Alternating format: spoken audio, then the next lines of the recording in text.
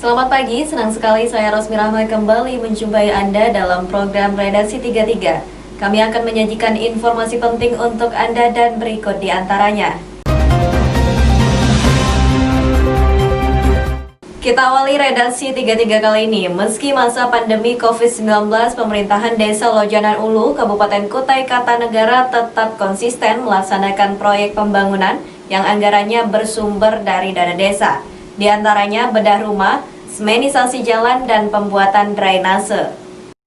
Pekerjaan tahap 1 sudah selesai, mengungkapkan rasa syukur Kepala Desa bersama Ketua Badan Pemusyawaratan Desa dan unsur Babinsa, mengundang warga bersilaturahmi sekaligus juga mendekatkan hubungan pemerintah dengan warga. Dengan warga, tokoh masyarakat, perangkat desa, memaparkan hasil kegiatan selama ini. Alhamdulillah masih bisa menyempatkan untuk menyampaikan program 2020 depan melalui aktivitas yang sudah kita sahkan. Alhamdulillah sudah bisa menyampaikan kegiatan di tahap 1 2020.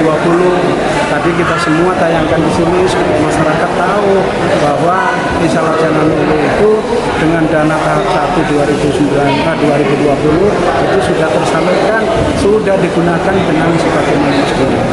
Proyek-proyek yang sudah dikerjakan menggunakan dana APB Desa, diantaranya adalah program bedah rumah, semenisasi jalan, serta membuat drainase. Menurut Kepala Desa Suparyo, dengan selesainya pekerjaan tahap 1, maka jajaran pemerintahan desa sudah siap menjalankan program tahap kedua.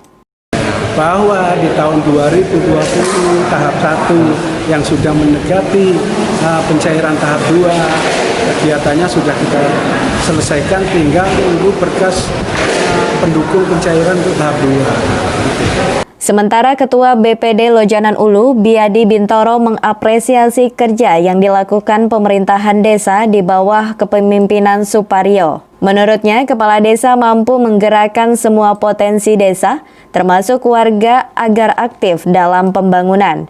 Sebagai fungsi tupoksi kami, Kemendagri 110 pasal 32 itu pengawasan kinerja kepala desa. Dan alhamdulillah setelah dilantik sekarangnya luar biasa, bahkan sampai program di APBD 2020 tahap pertama ini sudah terselesaikan.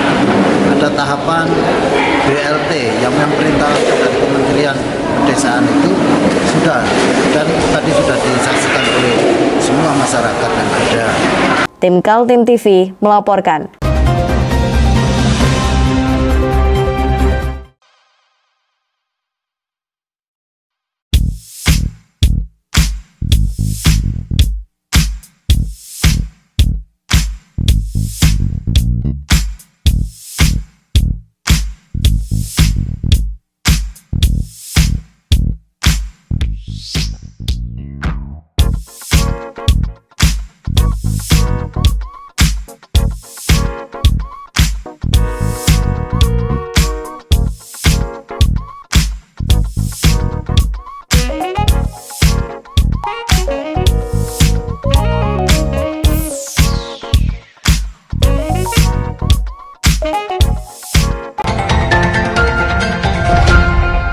Kepala Kejaksaan Tinggi Kaltim Deden Rike Hayatul Firman mengatakan masih memproses kasus penambangan batu bara di kawasan Taman Hutan Raya Bukit Soeharto. Jaksa penyidik bahkan sedang mencari data sampai ke Jakarta. Menjawab pertanyaan wartawan, Kajati Kaltim Deden Rike Hayatul Firman mengatakan, semua kasus peninggalan Kajati sebelumnya masih on the track. Diakui ada keterlambatan penyidikan karena terhalang dengan situasi pandemi COVID-19. Namun setelah new normal sekarang ini, Kajati berjanji untuk melanjutkan kasus-kasus yang sempat terhenti. Ya COVID lagi itu, kenapa berhenti itu ya karena COVID. Nah sekarang pokoknya semua yang kena COVID kemarin karena sudah new normal sekarang panggilin lagi. Salah satu kasus yang ditangani Kejaksaan Tinggi peninggalan dari Kajati sebelumnya adalah penambangan batu bara di kawasan Tahura Bukit Soeharto. Kejaksaan Tinggi sudah menetapkan seorang tersangka berinisial Har, Direktur Sevejar, namun Kajati mengakui tidak dilakukan penahanan terhadap tersangka. Terkait dengan kasus tambang kemarin Pak yang di Tambang mana? Sepejar. Sepejar. Sudah ada satu tersangka. Oh, yang Hartono. Ya, kita sudah lagi jalan. Penyidik juga sudah meriksa ke Jakarta. Sudah berangkat ke sana minggu kemarin. Nanti hasilnya kita ekspos minggu depan. Terus tersangkanya Pak? Satu. Apakah ada penambahan lagi tersangka? Sementara satu. Tapi diduga berarti ada penambahan lagi kira-kira. Ya kemungkinan nanti hasil pemeriksaan saksi bagaimana, ya? Jadi tersangka sekarang sudah ditahan atau belum Pak? Belum. Mencegahnya biar nggak kabur gimana Pak? Takutnya dia kabur nih sama yang belum ditahan Pak. Dicekal lah. Cegah ya. Ini ada pengawasan berarti. Pengawasan Oh, iya. Tim Kaltim TV, Hardin melaporkan.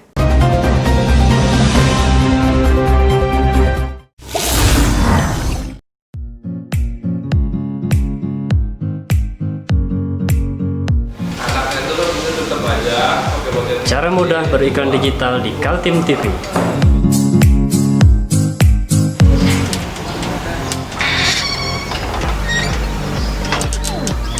Yang pertama, jadilah sahabat Kaltim TV.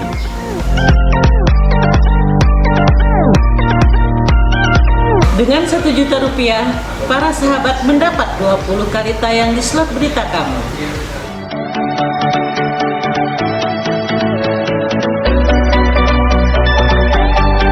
Dengan 20 detik, dapat menjangkau 20.000 penonton. Anda beruntung karena mendapat kesempatan perdana dari kami. Ayo jadilah sahabat Kaltim TV.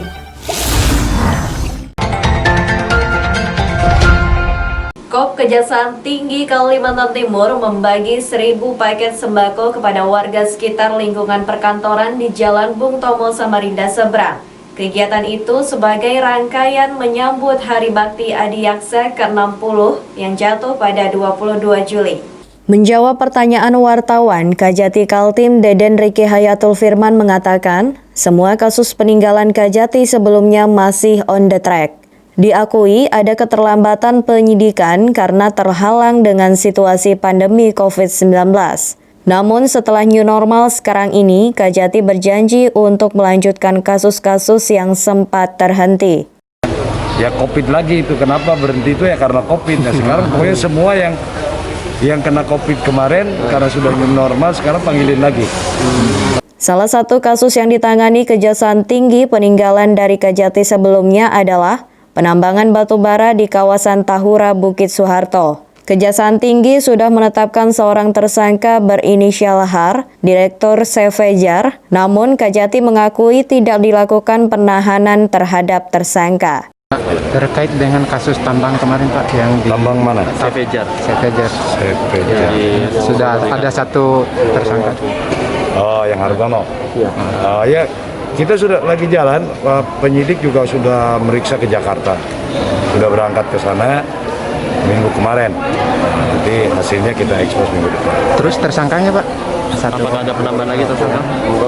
Sementara satu. Tapi diduga berarti ada penambahan lagi kira-kira. Ya kemungkinan nanti hasil pemeriksaan saksi bagaimana, ya? Jadi tersangka sekarang sudah ditahan atau belum Pak? Belum. Mencegahnya biar nggak kabur gimana Pak? Takutnya dia kabur nih sama yang belum ditahan Pak. Dicekal lah. Cegah ya. Ini ada pengawasan berarti. Pengawasan. Oh, iya. Tim Kaltim TV, Hardin melaporkan.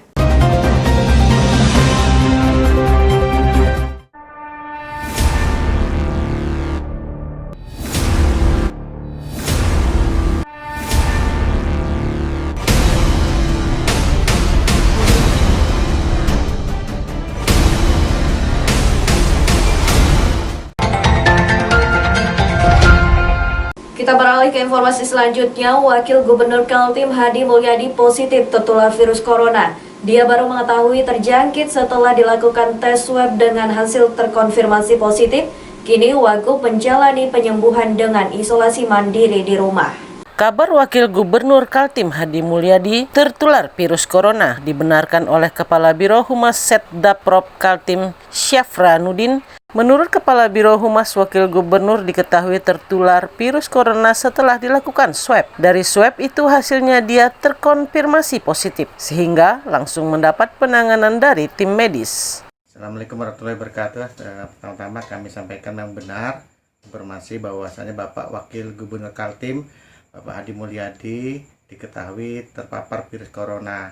Namun kategorinya ringan sehingga beliau sekarang dengan keluarga melakukan isolasi di rumah dalam keadaan sehat dan tidak ada apapun kondisi. Cuma saat dilakukan swab baru mengetahui adanya gejala virus corona itu. Sekarang pemeriksaan terus dilanjutkan dan di kantor gubernur dilakukan penyemprotan desinfektan agar virus corona tidak menyebar di kantor gubernur. Demikian, makasih. Pemprov Kaltim sudah mengambil langkah antisipasi dengan melakukan penyemprotan disinfektan di berbagai ruangan kerja Wagub dan juga ruang-ruang lainnya. Selain itu dilakukan tracing terhadap orang-orang yang terduga melakukan kontak erat. Tim Kaltim TV melaporkan.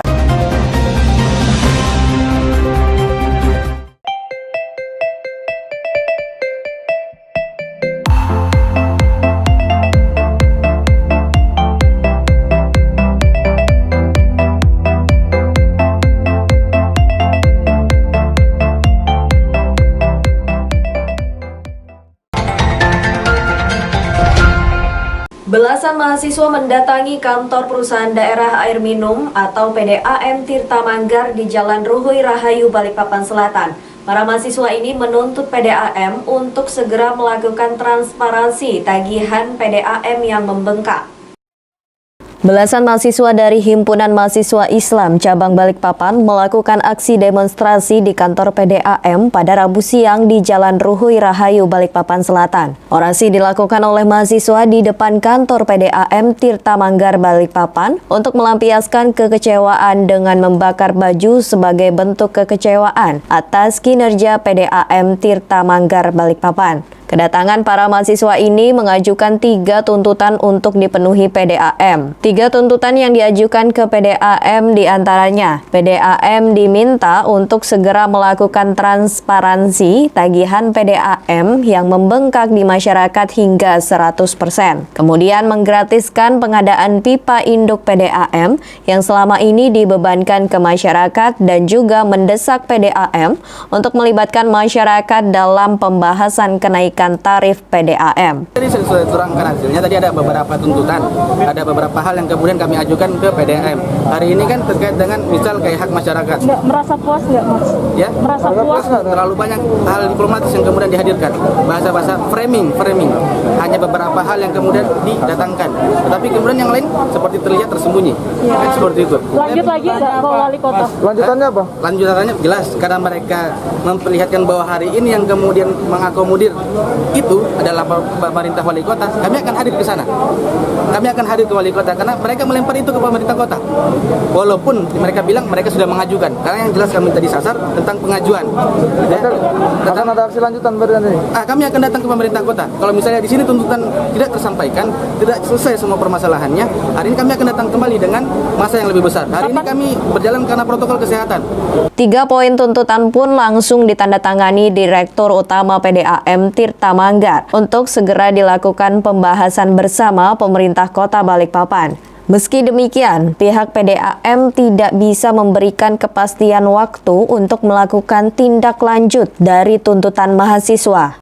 Kita apresiasi ya kepedulian dari adik-adik mahasiswa terhadap kondisi di Balikpapan saat ini. Tentunya ini juga menjadi PR bagi kami untuk terus meningkatkan layanan kepada masyarakat khususnya pelanggan.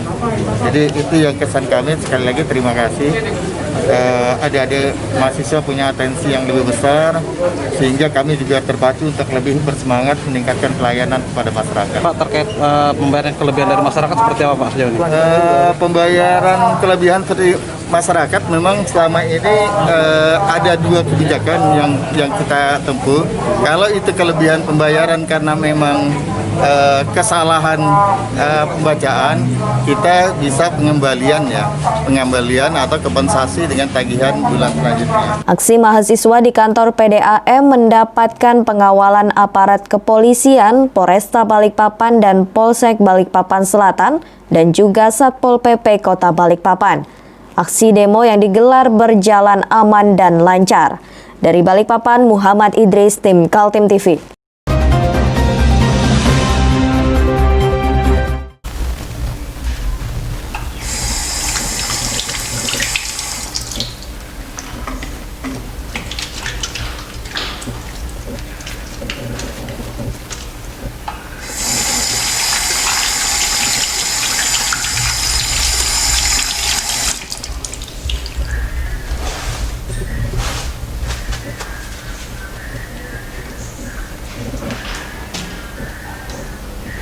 Meskipun di rumah saja, kita tetap selalu menjaga kesehatan, cuci tangan, menggunakan hand sanitizer.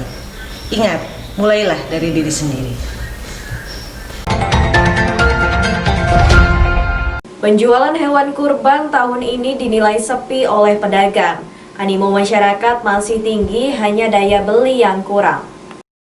Menjelang Hari Raya Idul Adha, penjualan hewan kurban di Kota Balikpapan lesu di tengah pandemi COVID-19. Hal tersebut disampaikan oleh pedagang hewan kurban di kawasan Jalan Indarkila, Balikpapan Utara, Pasar Rabu pada 15 Juli 2020 siang. Hewan kurban sapi yang banyak didatangkan dari Palu dan Pulau Jawa untuk memenuhi kebutuhan masyarakat Balikpapan pada Hari Raya Idul Adha tahun ini. Pedagang hewan kurban Muhammad Abduh menjelaskan, pada tahun ini animo masyarakat masih tinggi, hanya saja daya belinya menurun. Pada tahun ini hewan kurban lebih banyak yang dicari dengan harga di bawah 20 juta rupiah, berbeda dengan tahun lalu lebih banyak yang dipilih dengan harga di atas 20 juta rupiah. Untuk beberapa hari terakhir, sapi baru terjual sebanyak 70 ekor. Alhamdulillah animo masyarakat masih tinggi ya. Ya saya daya belinya menurun. Kalau tahun lalu sapinya di atas 20 juta itu lebih banyak cepat laku. Kalau sekarang yang laku di bawah 20 juta harganya. Artinya sapi-sapi yang kelas menengah ke bawah. Adapun animonya masih sama. Biasanya H-7 dia lebih tinggi lagi. Untuk saat ini sudah berapa yang terjual ini? Sekarang di angka 70 ekor. Berapa? Masih 70 ekoran. Masih 70 ekoran ya. Itu sapi didatangkan dari mana ya? Sapi dari Palu. Dari Palu ya. Iya. Ada yang dari Jawa juga. Mas, untuk perhitungannya seperti apa sih Mas? Tadi kan di depan ada per kilo itu ya? Ya kalau kami jualnya pakai sistem timbang hidup. Jadi ini ada timbangan. Jadi konsumen juga tinggal datang pilih sapinya, nanti kita timbang. Berapa bobotnya tinggal dikalikan 75.000 rupiah. Para pedagang berharap pada H-7 Idul Adha kemungkinan penjualan hewan kurban akan kembali bergairah. Dari Balikpapan, Muhammad Idris, tim Kaltim TV.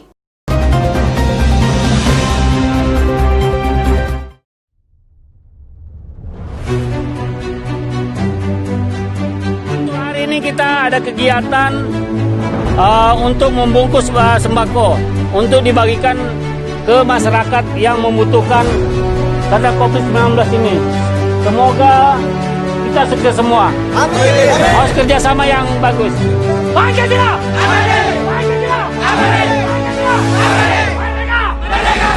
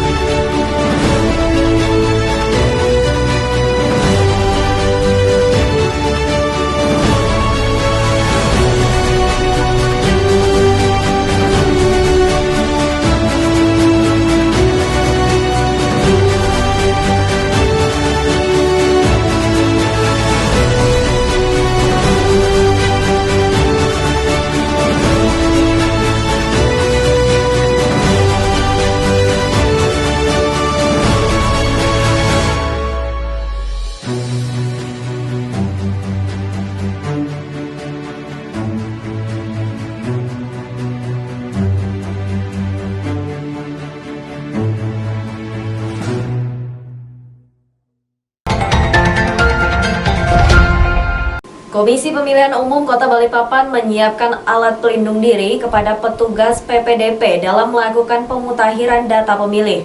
Pemutakhiran data pemilih dilakukan pada 18 Juli hingga 13 Agustus mendatang. Sejumlah relawan dan pegawai KPU Kota Balikpapan pada Rabu siang di Aula KPU melakukan pemilahan sejumlah alat pelindung diri untuk petugas PPDP dalam melakukan pemutakhiran data pemilih dan juga stiker PPDP pada pemilihan Wali Kota dan Wakil Wali Kota Balikpapan pada bulan Desember mendatang. Ketua Komisi Pemilihan Umum Kota Balikpapan Nur Toha menjelaskan, petugas PPDP akan melakukan pemutakhiran data pada tanggal 18 Juli mendatang dengan mendatangi rumah warga untuk memastikan hak pilih dalam pilkada tahun ini. KPU Kota Balikpapan akan menurunkan 1.500 petugas PPDP dari tanggal 18 Juli hingga 13 Agustus 2020. APD yang disiapkan oleh Komisi Pemilihan Umum Kota Balikpapan untuk petugas PPDP berupa pelindung wajah, masker, hand sanitizer, dan juga dibekali dengan alat pengukur suhu tubuh atau termogan. Pilkada kita ini kan memang dilaksanakan di masa pandemi. Maka turun PKPU nomor 6 itu mengatur pilkada di masa pandemi khusus. Apa bedanya? Seluruh tahapan sama. Bedanya adalah setiap kegiatan tatap muka, pertemuan, penyerahan dokumen harus mengikuti protokol COVID. Nah, PPDP itu kami lengkapi dengan masker. Itu wajib itu hukumnya itu. Kalau dia tidak pakai masker maka jadi temuan. Itu sebuah pelanggaran atas prosedur. Kemudian face shield. Kemudian sarung tangan. Di Balikpapan ini khusus Balikpapan kita bekali termogan. Ini mungkin daerah lain nggak ada nih. Karena apa? Setiap nanti dia bertemu dengan pihak-pihak yang akan dimintai keterangan, mereka minta izin dulu untuk mengukur suhunya. Dalam rangka apa? Menyelamatkan dia dan orang lain. Petugas melakukan pemutakhiran data pemilih dengan protokol kesehatan lantaran dilakukan dari rumah ke rumah. Dari Balikpapan, Muhammad Idris, Tim Kaltim TV.